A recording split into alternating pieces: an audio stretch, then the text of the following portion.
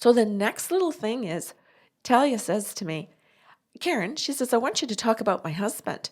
And she says, and I want you to give the message to Georgie. And she's okay with this. So you go right ahead. But I want my husband to know that I know that he's doing his best to take care of himself. So he's eating better since I've died. He's going to the gym and working out. And he's overall just trying to take better care of himself. And he was going to the gym and he's struggling now because of COVID. So he has to figure out how to do some of his stuff to be physically fit and also to process grief, because working out helps you process grief and take care of your mind. So I'm suggesting that he takes 2 cans of soup and go for a walk. And Georgie goes, and her jaw just drops. And she goes, what? And then she giggles. And then she says to me, because I'm trying to move on. And she's like, no, I want to tell you something. She says, there's a story to this. And I said, 2 cans of soup? And she goes, yes. She says, and I want to tell you. She says, this is a story in the family. She says, when my dad was a child, and he did something his parents thought was wrong and wanted to punish him, they made him carry 2 cans of soup or 2 bushels of potatoes, and I can't remember all the things that he had to carry, around the block as a punishment. Oh, wow.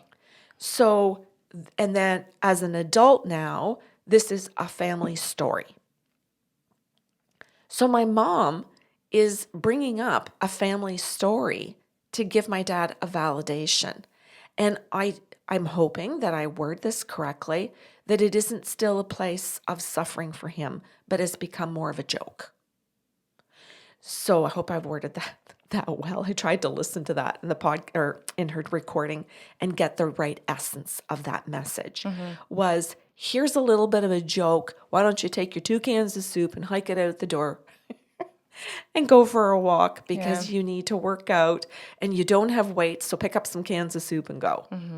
I don't think it was meant like I'm here to bring up a bad memory and to hurt you. It was done in jest, kindness.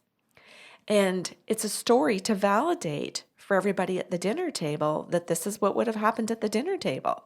That likely if he said something about, well, I need to, to get my exercise in today, she might have said, well, then babe, go for your walk and take your cans of soup with you.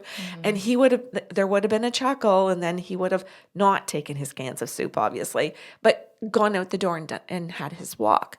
So she's trying to show that she knows what's going on and what's important to her husband, what changes that he's made since she's passed, and bring a little humor into the conversation. And it's a family story. So there's lots of validations there, done kindly.